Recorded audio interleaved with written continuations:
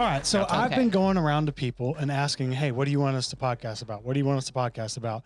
People have different things, but one that kept coming up was, what about one for moms? And that kept coming up. And I was thinking, like, this isn't probably going to be one of those episodes that gets 1 million views, but the people who click it are going to probably listen to it and enjoy it. So that's the hope. No pressure, ladies. Yeah. I mean, and normally we do get 1 million views. So that's important. Normally we do. So if we don't, then it's a reflection on you and not me and Brandon. But that being said, who we got here is we got Alye.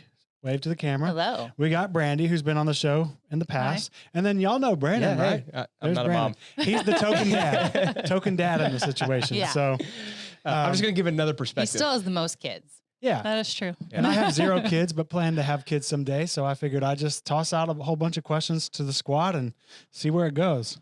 Perfect. Why do y'all think that so many people that I asked wanted a mom podcast? Because as a new mom, sometimes it's a lonely island and you want to know what all the other moms out there are doing to make sure you're momming correctly. Yeah. So did you do that, Brandi?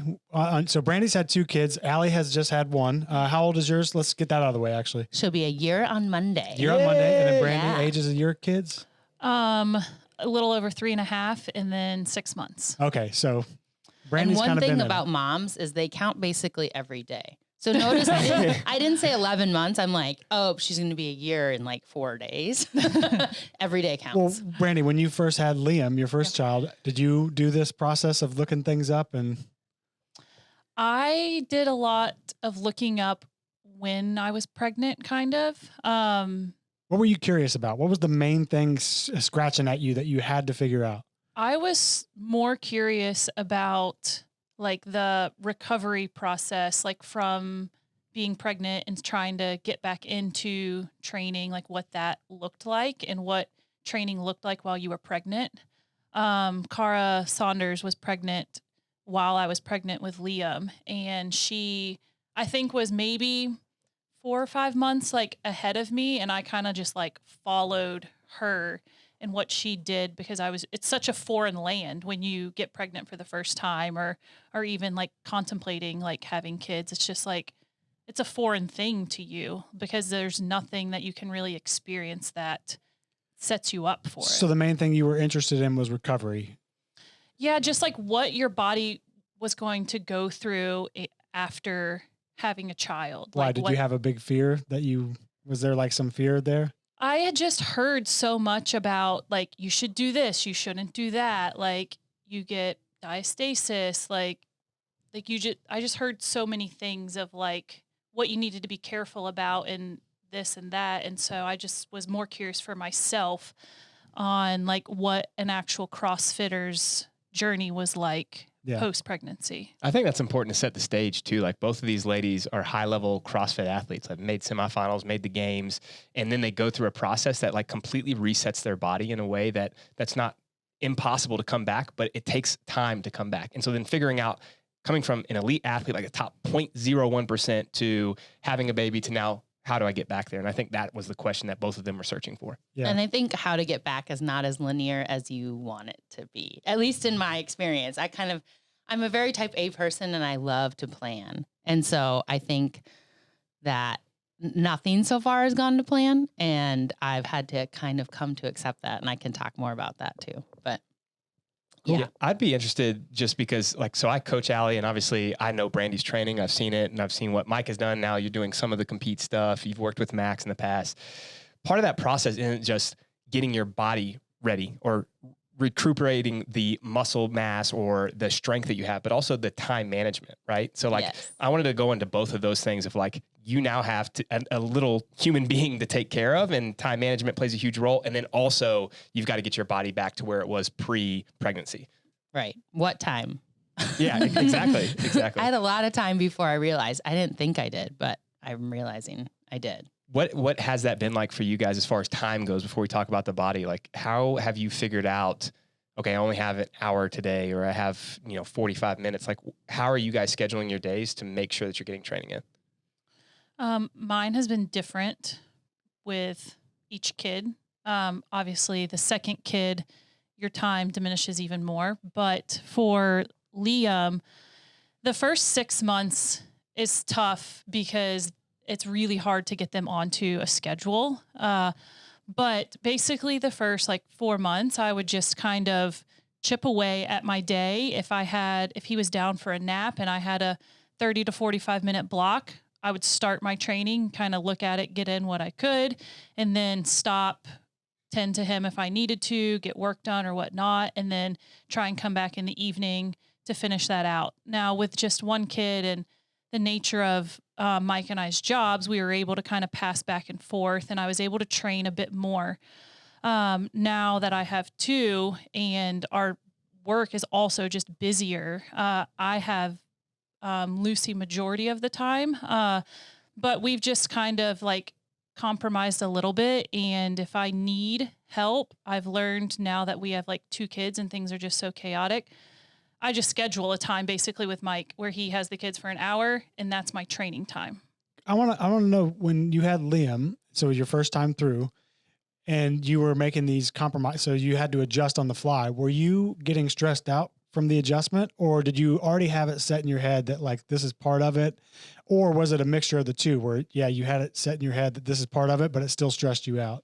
Oh, it was very stressful at first. I think because I was just like, I had the wrong expectation, I think, going in, which, I mean, is understandable. You didn't really know what to expect, but every baby's different also. So it was just like, I got very stressed out in the process of like feeling like I wanted to give up with training like several times, because it's just like you would start and it's just like, and the baby wakes up, starts crying or whatnot, and you have to stop your training.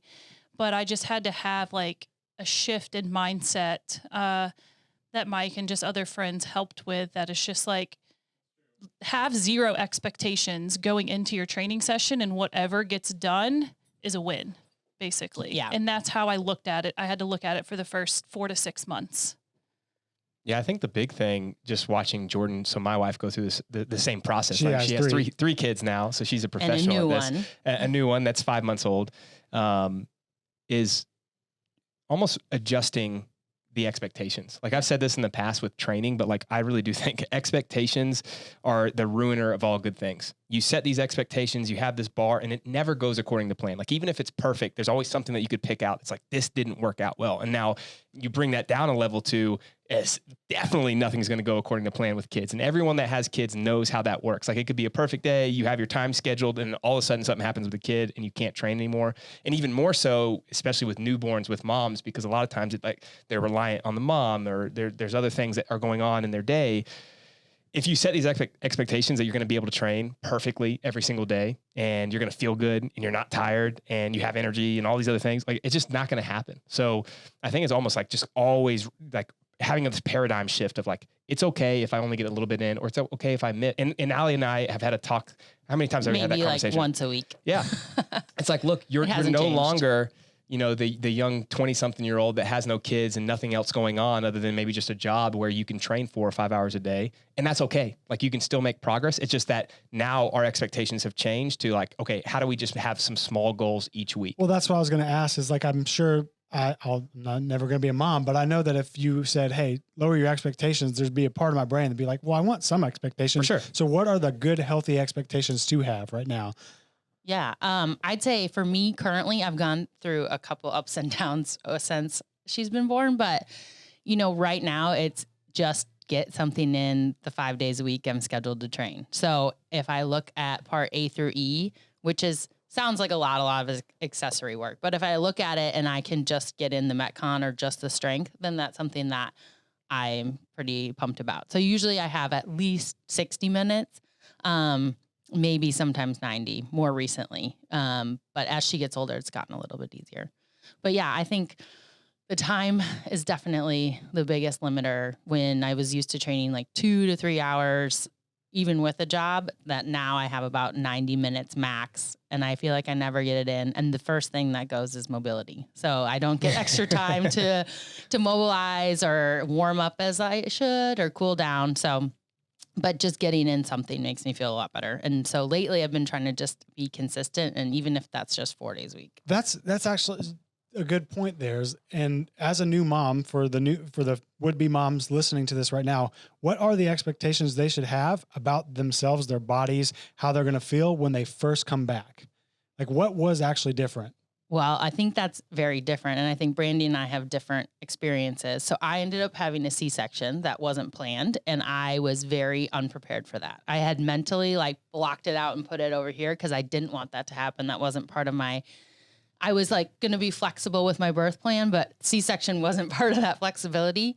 So when that happened, I was kind of blindsided. Like coming home, my recovery was really rough. Like it was 4 weeks before I could walk 400 meters. So Dang. It was like, you like look at Instagram and you see people like Tia, like doing Metcons at 4 weeks. That's not reality for most moms. Even if you're a really fit mom, I've actually talked to more CrossFit moms that have ended up having C-sections and having a tougher recovery than not. So, Do you wear that as like a badge? Like when you see those regular moms like Brandi, like, No, because that comes with all of its own different challenges postpartum too. There's, it's all very different. And even like another mom I know that had a C-section had a totally different experience than me. She was fine 2 weeks later and could start doing things. So I think it's just really, really different. Well, and I guess what common things, or I guess maybe you could speak to this specific things, like what was different when you came back to training? Like what was some things that you weren't expecting? Like, obviously you probably weren't going to think that you were going to just walk in and be awesome, but right. I think you mentioned your mobility was that's one thing for me is I was just so stiff through my hips and my midline. Obviously I had a major surgery, but I would say I felt that stiffness till about 9 months. And then it was like a switch flipped where I was like, oh, I can like rotate again. Kid. I can like, I can rotate again and I can like get more overhead mobility. And that was just something that like changed. I didn't really do anything. It just kind of came back. I mean, I had been doing stuff to help, but for months I was like frustrated. I was like, I can't even jump on the rings without feeling like I'm going to break in half. And so was that the same for you, Brandi?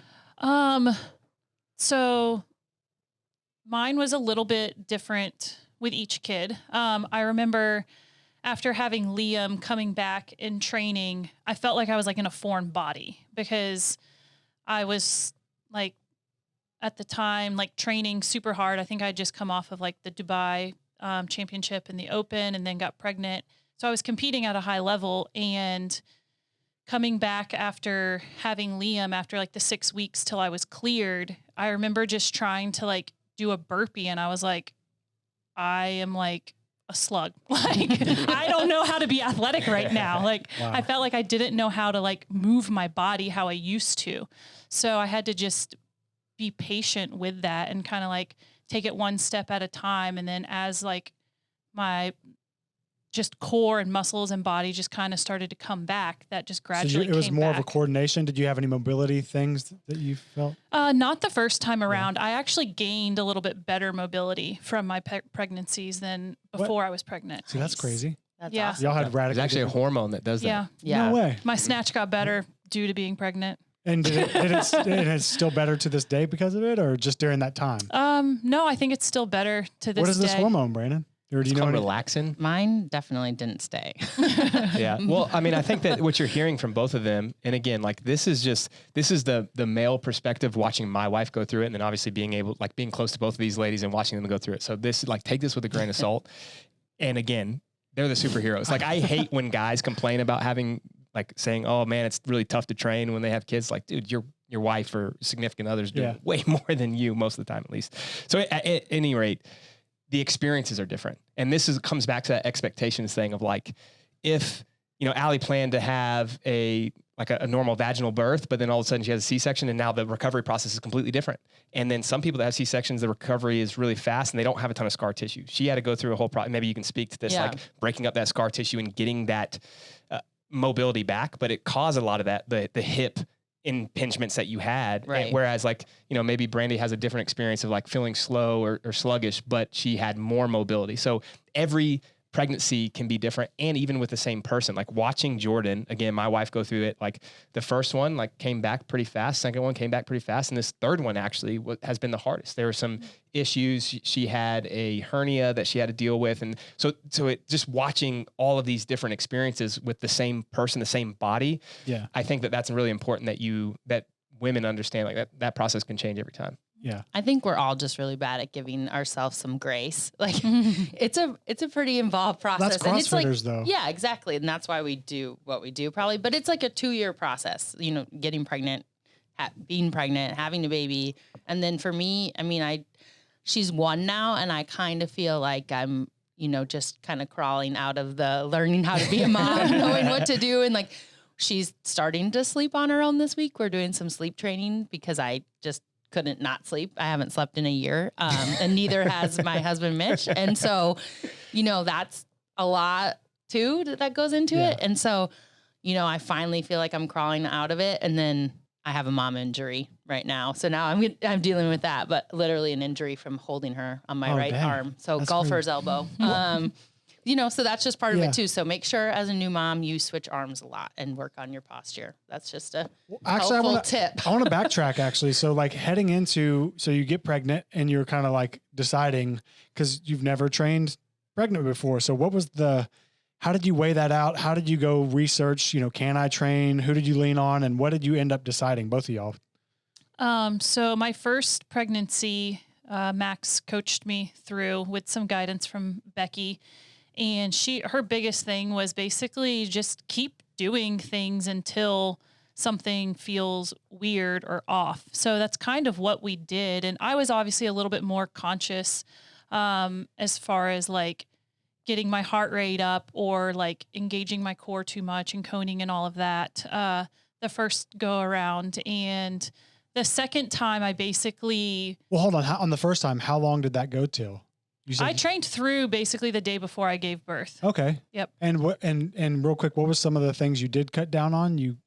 I had to cut down on, I had bad, like pelvic floor pain when I was pregnant, with Liam. So I had to stop almost doing like single leg stuff, which is what's pretty beneficial to do during pregnancy. But I had to cut back on a lot of like squatting and single leg stuff because that really irritated it.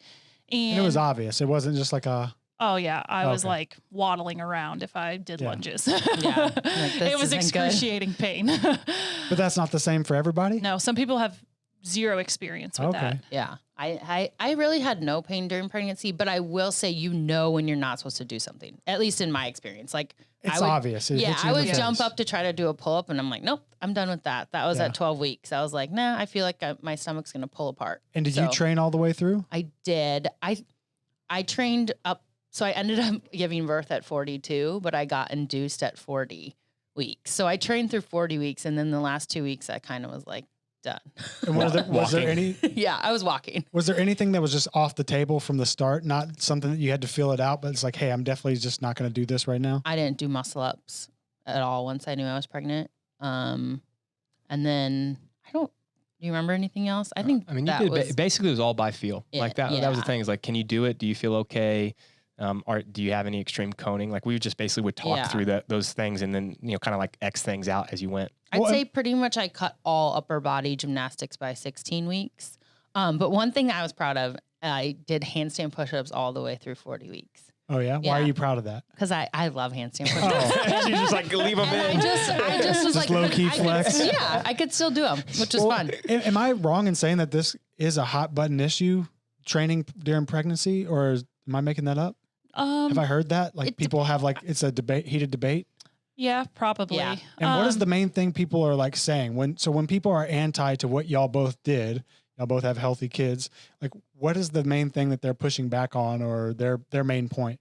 I think they think you're overdoing it. But what I think it really comes down to, and I found this with nutrition, is that they're just kind of low key jealous that they didn't do that. And same with nutrition. At least that's not jealous, but they didn't know that that's something they could keep doing all of their activities. And a lot of it comes from men, which is interesting to me because men don't even experience pregnancy. Is there context to it? Like maybe don't start a training program if you've never done it. Like y'all were athletes before, so I'm sure that plays a part. Have you heard any of this, Brandon?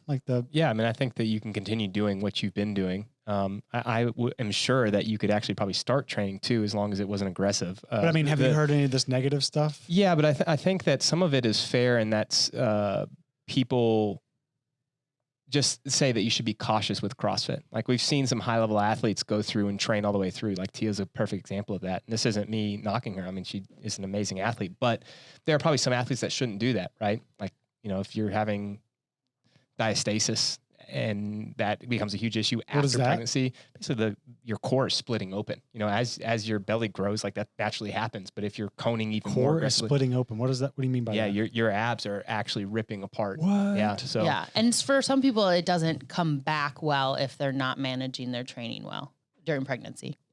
Yeah. So I mean, I think that's just like, those are things that anybody should think about, and a good coach should be having that conversation with their athlete or helping them through that process. But everyone handles it differently. Like I think, and you guys could probably tell me, Tia said she handled everything well and she feels good, right? She's training normally.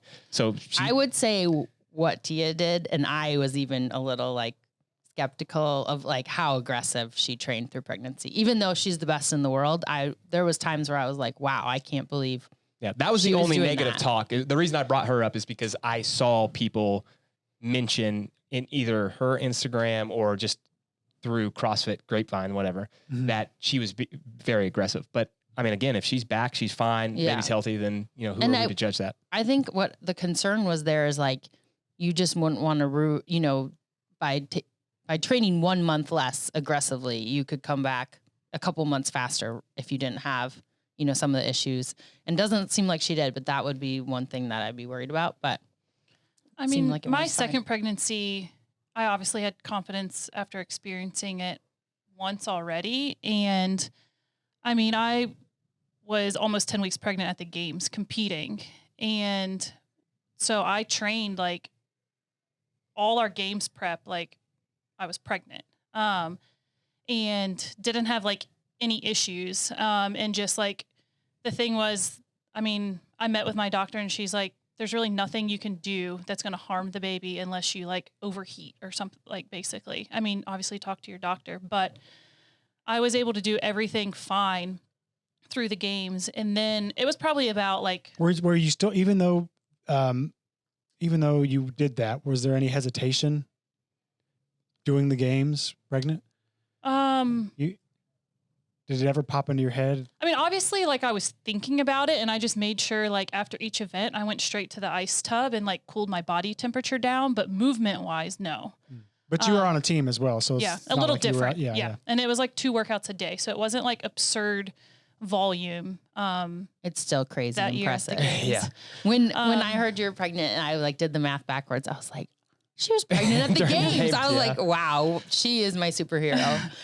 But it was a different experience with Liam because I was also sick the first 10 or 12 weeks, and I didn't get sick at all with Lucy until basically the games were over. It could have been a mental thing. I don't know. I kind of believe it was probably a mental thing, but also I trained harder when I was pregnant with her, through the whole pregnancy, just because I had confidence in it. I obviously had to scale back certain movements, but I feel the biggest thing people think is that oh, you can't lift heavy and you can't get your heart rate up while you're pregnant. And I think that you can. I just think that you have to be smart with your body, and not do that every single day of the week. Right.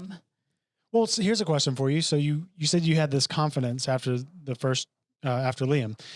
So what, heading into the second pregnancy, were you still oh gosh, not this again? So what was your, if you gained X amount of confidence and various things, what were the things you were still oh crap, not this again, or not looking forward to, or things that were actually kind of scary? It was just the same pelvic floor pain that I had. I had learned how to kind of work around it a little bit, but it still hit me hard. It hit me hard later in the pregnancy, but it still hit hard.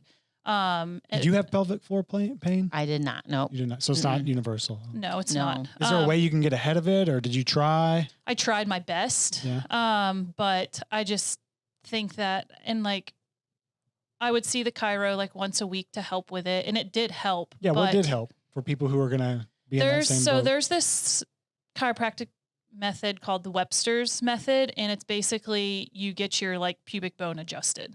Because it's like, basically it feels like your bones Hold on, they crack your pubic bone? They don't. They use like an instrument basically, but the pain is there that a pop though? No. Because that's what happens at normal chiropractic. Yeah, no, there's not like a pop. I didn't know that. By the way, let me crack your back. Funny story. The first time I ever went to the chiropractor, because I'd never gone, was I did something. I tweaked my back, and I was in like lots of pain, and we had to film like the open that day. So I stayed working low key. I may have taken an edible to try to ease the pain, and then finally one of our workers or athletes here is a chiropractor, and she was like, "I can get you in." I was like, "I guess," and I didn't know what chiropractor people did. In my head, I thought they just put you on a table and they just kind of, it was like massage. I just equated it to massage. That'd be good too, so though. here I am, maybe a little high from an edible on the table, not knowing that she's about to crack me. And then she cracks me and I started laughing my face off. And that was about the end of that session. Good thing it wasn't your pubic bone. And good thing it was a friend. If I had went into we were like dying. I can so yes, they didn't crack your pubic bone. No, but I mean, like the pain that I feel like when that issue's going on is like your pubic bone's like pulling apart and separating. So it's just like certain movements make that feeling even worse. And then, but that Webster's method that I saw the chiro for definitely helps. Mm-hmm. See, I wouldn't have even been able to describe that pain because I never even had it. So pregnancy can be so different. And did you have anything stand out? No, I don't. I had a great pregnancy. I'll be really honest. Like I was very nervous to not even to have a kid, but to get pregnant and to change my body and to change the way I train and the way I look and all of that. And my pregnancy went great. My birth was very difficult. And so that would actually be a factor of me having another kid is probably the birth. The pregnancy was fine. That's why I was impressed with Brandi though for competing at the games at 10 weeks because I was really sick till like 13 weeks. And so that is wild to me. And a lot of people are sick first trimester. Yeah, that's actually, pretty common. When did y'all start training after? Like how long until, like when was day one? And how did you figure out when you were going to walk back in and get it going? Oh, after pregnancy? Yeah. So I, again, couldn't walk 400 meters for 4 weeks. So I started with walking, which I did we did some just like basic breathing and walking probably till 8-10 weeks. It's probably 8 weeks. Yeah. I didn't really do any CrossFit till 12 weeks. We did some like more accessory lifting and work. So it was really pretty much like after Christmas, the beginning of the new year when I started CrossFit. And then I was hoping to be able to like do most of the open, but I wasn't really. But again, I think it's important to know, like, so I've probably coached now maybe 5 or 6 female athletes through like the full process, and some have been able to train right away, and some have taken a long time. What like goes Alye. into factoring it? I mean, I know she had the C-section and she's waiting, but Yeah. what goes into factoring it? Let's say all things are clear, no issues. How do you decide when day one will be? For me, or like for yeah, them? with the people you've worked with? Yeah. For me, it's the conversation is with the athlete and then with their doctor, you know, and if the birth goes well and they feel good, they don't have any complications, you know, most often you can start right away with some basic training. Like Alye, we said, okay, you're going to walk because that was what the doctor said tough. to do. I was and then humbled. The breathing was just basically trying to get her back into like a healthy, you know, pelvic position. Like, right. can you keep your, basically a neutral position and breathe correctly? We do some like basic 90-90 drills, like some things. It's like, am I doing mobility or am I actually training right now? But like that was the starting process, knowing that she went through a tough C-section and she had a lot of scar tissue and it was just going to be a process. Whereas if someone, you know, just C-section or a vaginal birth, if they recover really quickly, you can jump in right away. But the training's just not going to look like maybe it did training for the games previously for Brandi. Yeah. I obviously did like breathing, just core engagement stuff, probably a week or so after I had Lucy. And I started walking as well about a week after having her. And I actually started training probably like 4 weeks after having Lucy. I'd started doing like echo bike and rowing a little bit at like 3 weeks, just sprinkling it in. But then I wasn't like full blown training at 4 weeks, but I was adding body weight movements and upper body movements back in, more like strict bodybuilding type stuff. But I started doing like machine progressions. And that helped getting my blood flowing, and just, to me, I felt like it actually helped my recovery process. With Liam, I waited 5 or 6 weeks, but my body felt like it was recovering better with Lucy. And I had a great doctor who actually is a member at our gym. So she knew like the training and the movements that we do. And I obviously like had a conversation with her. And then once I was cleared at 6 weeks, then I started loading my body a little bit more. But I just was mainly doing like body weight, bodybuilding type. And when you come stuff. back into your first attempts at training, are the expectations of knowing, you've been fit for X amount of years and you're crushing it and you know your numbers. Are you being easy on yourself when you're not hitting awesome numbers on your cardio and your lifts? Or is it still mentally like, what the hell? I was easy on myself through probably a good 4 months. And then then the impatience starts creeping in, and I have no desire to be like where I was. I think when I got pregnant with Lucy, I was probably the fittest I'd ever been. And I have no expectation of getting back there. I think in a perfect world, I'd like to get back to like 85 to 90% kind of where I was with her. But at the same time, Do you mean ever, or just like while you're still having to take care of her in these early years? Ever. Yeah. I mean, I've got 2 kids and they're my priority now. And I don't want to put the time and energy into training like I was, because then I don't have the time and energy to spend with them like I want to. So it's more of a time thing. And let's say that you had 1,000 nannies and everything was taken care of. You think you physically could get back to where you used to be?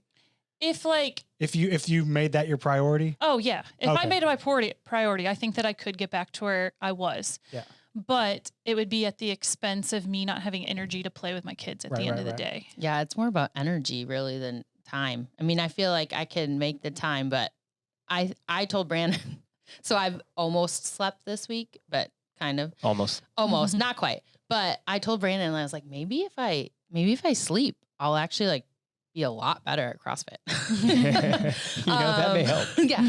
So I think, it's just really about expectations. I gave myself a lot of grace, but like I said, I kind of had a plan, like at 12 weeks, I want to be doing this and that. And so I threw that plan out the window, but then by like 6 months, I would be like, hey, Brandon, in a year, do you think I'll be back to 100%? And now it's at a year. And am I back at 100%? No, I'm at like 60, and what 70%. Are your expectations? What are you trying to do you hope to get back to 100% or? Yeah, I'm rethinking all of my goals and expectations right now. I mean, do you want to be competitive again? Yeah, I want to be competitive again. I'm 37 as of last week. So I was thinking about competing in masters. But now maybe team is sounding more fun. So it just really depends on kind of where I am. Should they have a mom division? Yeah.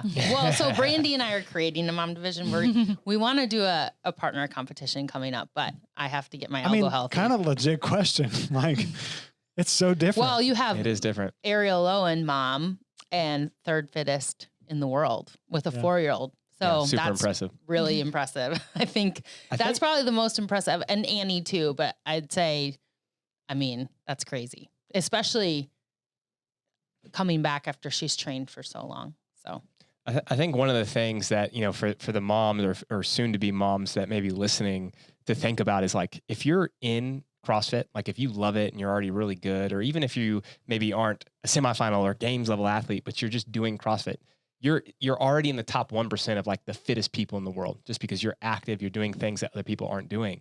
And so it is a huge step back when you go through that process of having a baby. Whereas like the normal person that goes through it, maybe that doesn't ever train, their baseline's so low, it's easier to get back to that baseline. And maybe it's harder to train when you get back because you're just so untrained. But it'd be like I kind of liken this to like the football player. You hear these guys all the time. Like Aaron Rodgers just tore his Achilles. I know this isn't a sports podcast, but you guys know who he is, right? I know what happened. So he now will likely never get back to his level because he was at the peak. Like he's the best of the Didn't best. the team just pick him up? Just picked him up, and right? all his buddies. What team? Yeah. Was it the The Jets? The Jets, Oh my yeah. God. But the point being, like, if you're at the highest level, you have like this injury that happens. It's just really hard to get back to that highest level. And so this all goes back to that expectations thing of like, if Aaron Rodgers was just some guy off the street that tore his Achilles, like he probably will never be the same, but like his baseline would be so low that he doesn't need to go and play football. They don't need to do CrossFit, but they love doing it. And so it's just another hurdle that they're having to overcome. Like they're basically at the mountaintop. They go through the process of having birth, which again is like this amazing process. And, you know, for the dads out there, like they understand if they've seen the whole thing, and now they're climbing back up that mountain, but it's just a little bit harder the next time you climb up the mountain. So I think that they should give themselves grace, and I know they have, but it's much harder than I think most people understand, but it's also very rewarding when you get there. On that note, so I'm sure heading into y'all's births, y'all had heard a message similar to what Brandon said. And you knew that when I get back in, I got to give myself grace. When you're in the moment and you're fighting that, because I'm sure shit hits the fan, you're like, fuck this grace, I'm ready to be whatever. What are the real in the moment strategies that you've learned to just deal with it?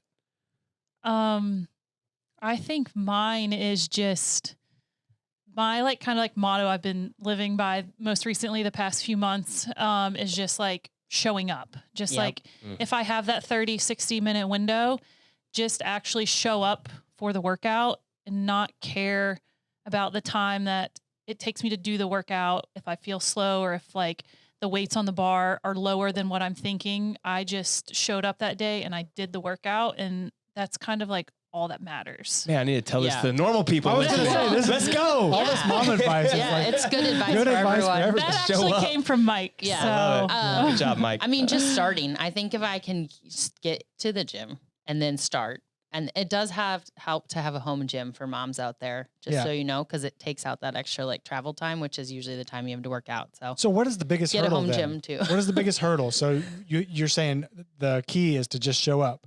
So what is the thing that more often than not is that final straw that says, screw it, I'm not, on the days where you fail, the final straw, like, screw it, I'm not going to hit my goal of just showing up today. What is more often than not the thing that prevents you from just taking that step and showing up? Mine is time, but usually it's poor planning of my time.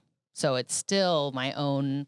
I could have probably planned my time better. There's been very few times where I'm like, crap, I really just can't fit any more in today. But I think, just mentally like, oh, I don't have time for this. And then I already need to do something. But then there's times where really, because I have a kid, like I just have to go to tend to Emery. So mine is having like the set expectation how the day is going to go. I have that scheduled training time like blocked into my day, my calendar. And it's usually like I have Lucy with me a lot. So it's usually she's supposed to be sleeping or content, like in her stroller at home playing, and she's just having a bad day. Yeah. Like I can't get her to calm down, or if I'm at the gym and she's crying, I obviously don't want to have a crying baby like on the gym floor, and I can't get her to like calm down. And that's usually like the straw that tips me over, and I'm like, all right, I'm done. yeah, I would agree with that too. So Emery's never had a great schedule. She's a tough kid. Our previous nanny nannied for like 5 or 6 families. And she said Emery's by far the hardest she's nannied for. And so she's never had a schedule. We've never been able to like get her. She almost has a schedule now. So, I've never had like a set time where I've been able to get to the gym and with my job. So it's always when I can fit it in. And so lately I've been trying to at least just do it in the morning, sometime in the morning. So then at least by like noon, okay, I've finally worked out, and then I can at least get everything else done. But yeah, I think it's kind of kid dependent too. For sure. You talk about kids, and like our first one was super easy. The second one was much harder. So like to Brandi's point of, you know, if you have a crying baby, it's just much harder. And so that was really challenging for both Jordan and I. And then now our third has been super easy as far as like, you can just like let them chill and then go and do stuff. The one thing I will say is communication is so important, both at like the athlete and coach level. So like if you're a soon to be mom that has a coach, make sure you're communicating with them well so that you guys both are on the same page. But then also like with your spouse or significant other, communicate those things. Like Mike and Brandi have done a great job of like, if Brandi says like, okay, this is my training time. And then it's like, okay, this the hour or however long you have. Now she has that dedicated time. I get how hard that is, especially when both people are running around, but being able to communicate that with your spouse, I think is really important. Definitely. Y'all talked about, the fear that comes with, or not fear, but the worry of like, oh, I'm going to lose some fitness. But then I know I've heard lots of people worrying about, just what is my body going to be like? Can you talk through like how that's been, how you felt heading into the pregnancy, and then now having had a year for you and you've done it twice now coming out, like the changes in your body after you get back to training and anything like that you can give to new moms? I think you can expect your body and yourself physically to feel at some point, like I would say this, everyone's different, but at some point, like if you put in like some training, like your body's going to feel how it felt before. Obviously, like a lot of women have like pelvic floor issues, and that might be like an issue, but like physically right now, like I feel good. Like I can do basically most things that I want to do.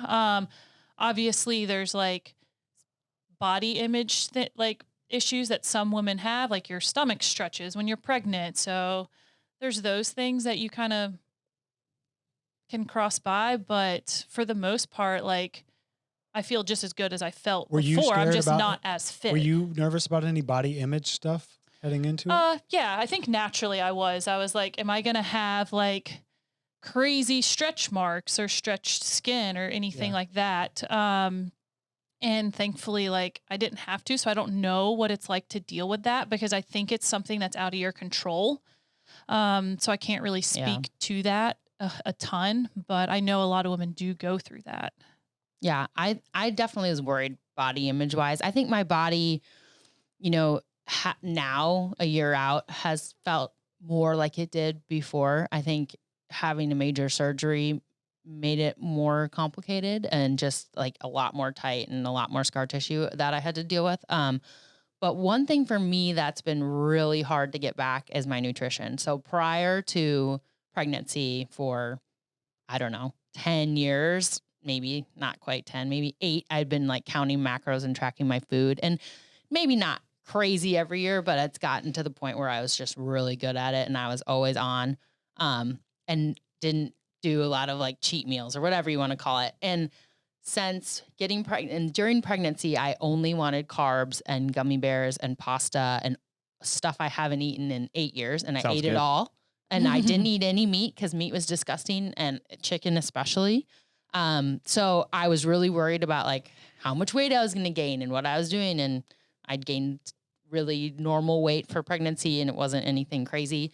And then afterward, I breastfed for 7 months, and I have never been hungrier in my entire life. Like I was eating like 3,500 calories a day, and I was starving, and I wasn't like losing or gaining weight. I was just kind of maintaining. And then after I stopped breastfeeding, I actually lost a bunch of weight. And I got like kind of skinny, and like for a CrossFitter, that's weird for me. And I felt like I lost some muscle. And then now I am just kind of maintaining. I have no clue what I weigh. I haven't weighed myself since pregnancy. I only get weighed at the doctor, and I don't even really pay attention to it. But I literally, for the life of me, cannot get back on my macros or track my food.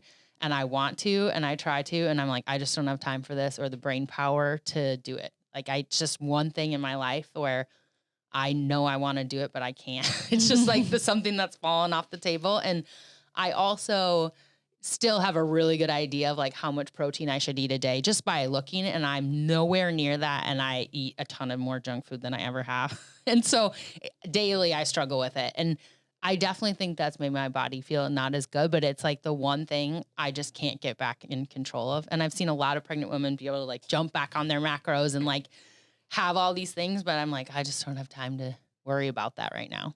I'm like surviving day to day and trying to get some training in. Is that like a time issue? Just like you're always having to worry about Emery and then not worried about your own meals? Or is it like a desire issue that since pregnancy, you've had these like certain cravings or something like that? More of a time. Yeah. I have a desire for vegetables, but I'm like, I just don't. It's like almost like a laziness I can't control. And it bothers me that I'm lazy about it, but I'm like, oh, this is just one thing I can't add back yet. Like the pregnancy opened the door to being okay with it? Yeah. And I am okay with it, but then there's also a part of me that's like, I'm not okay with this. And I really do think like if I can sleep through the night, I can get some control back in that part of my life. So we're working on that. I think so too. I mean, when you are running on fumes, it's easier to make shit decisions. So Yes. Not that I've ever made any shit decisions. Never.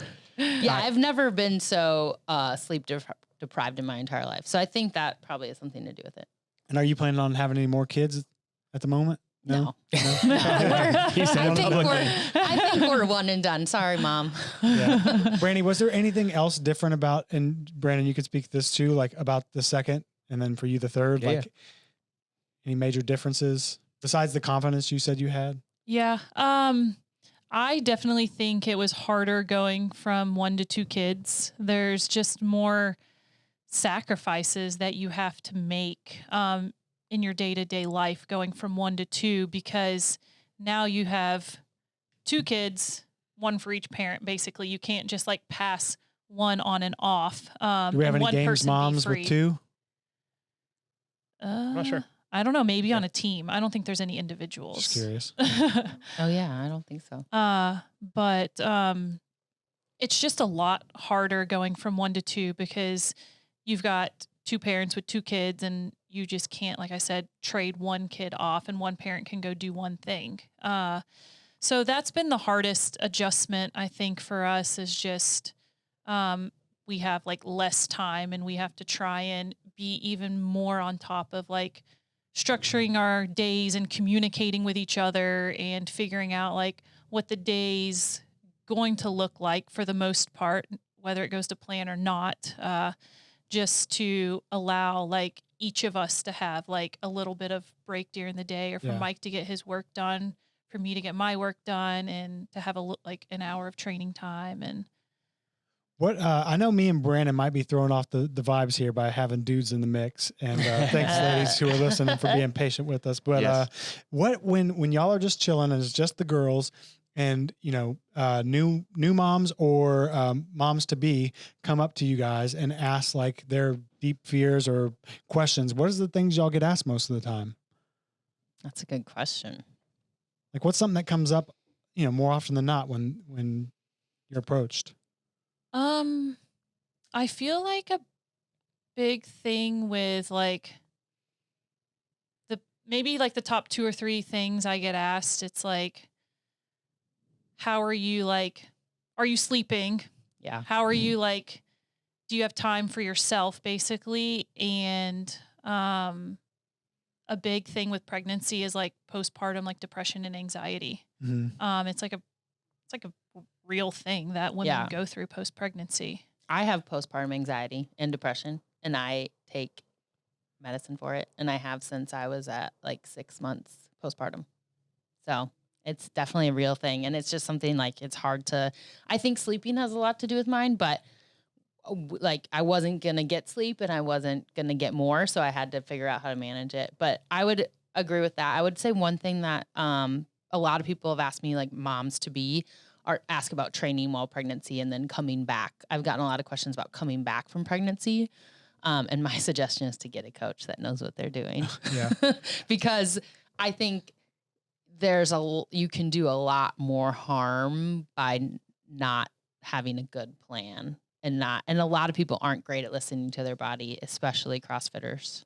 So you have to be very intentional with your time. And I think that was the biggest thing coming back from Liam, and being able to get back to being better than I was before, is I didn't realize this in the moment, was that I became way more intentional with my training time. It's like I knew I had 90 minutes, and my coach knew that's all I had, and we discussed like the priorities of things, and I like got in the gym and just kind of like, unfortunately, would have to kind of like block other people and other things out and just do the training, or do it at home knowing I wasn't going to have any distractions at home. And it's like you do the important volume and you do less like junk volume, basically. Yeah. I went from training twice a day before I had Liam to only training for the most part once a day, But even leading earlier- into the games. Earlier in the convo, you said that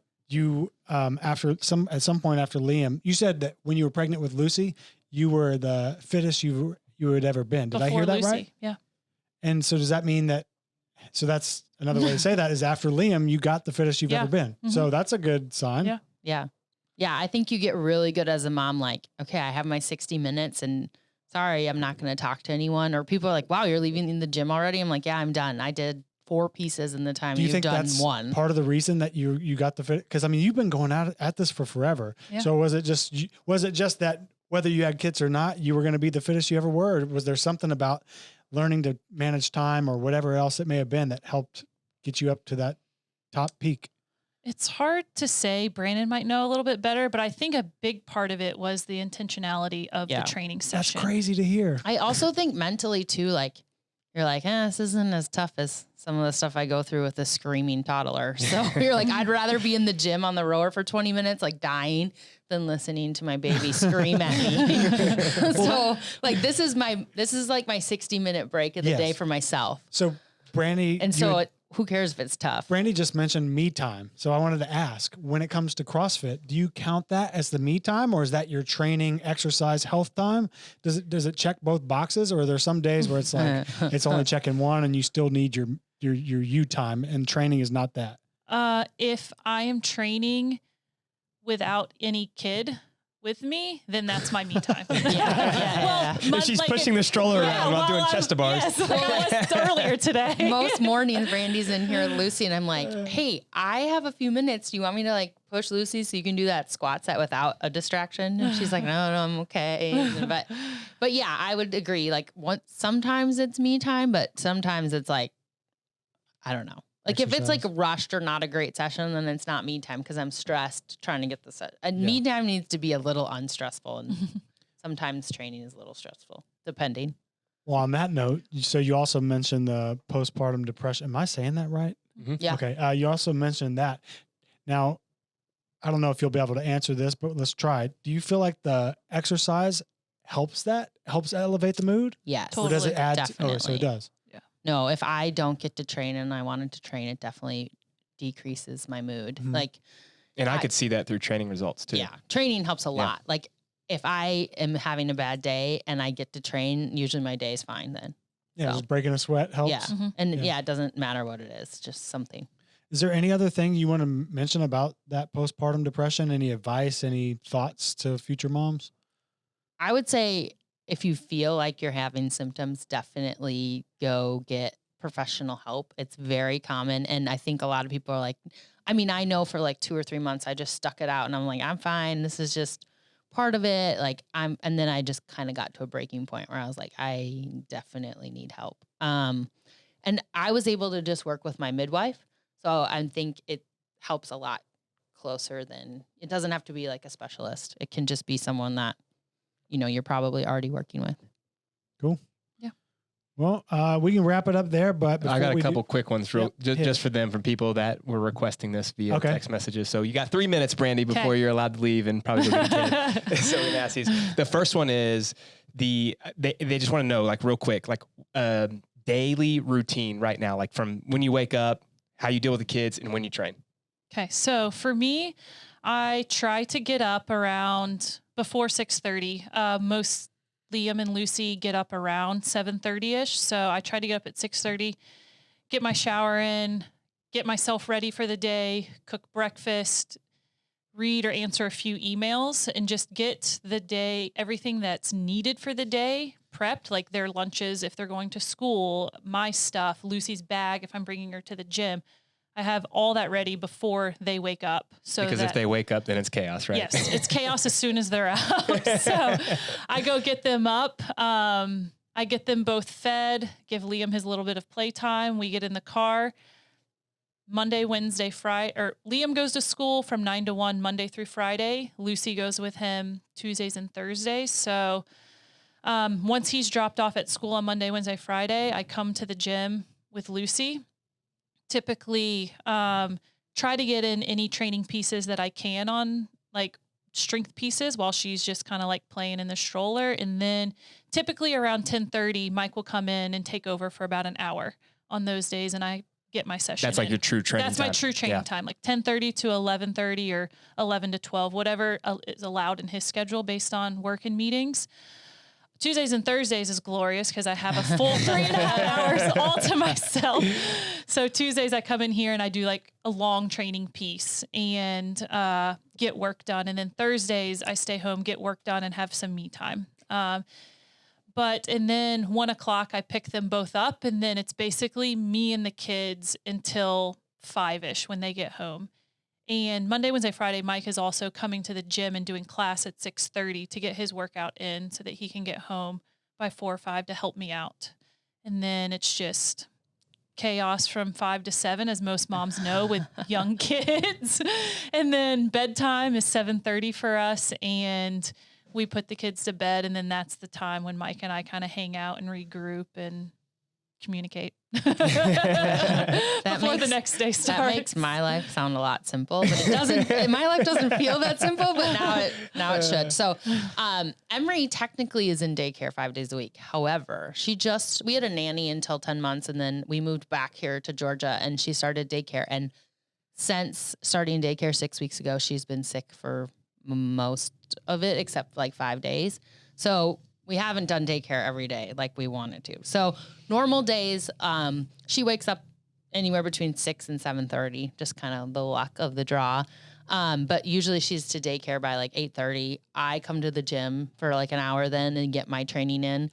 Then I go back to home. I work from home remote, so I work most of the day then. And Mitch is a flexible schedule, so he works kind of when he needs to.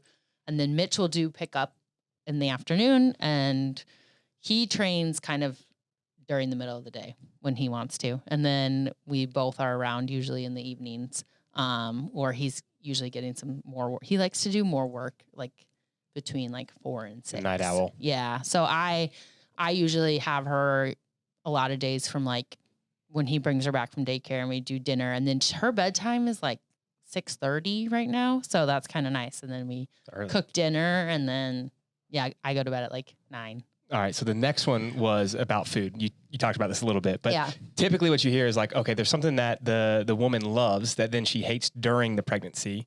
And then there's always that cheat meal too. So give me the thing maybe that you used to love, like, oh, I love coffee and then I couldn't drink it during pregnancy, if you have one of those. And then what was your favorite cheat meal during the pregnancy?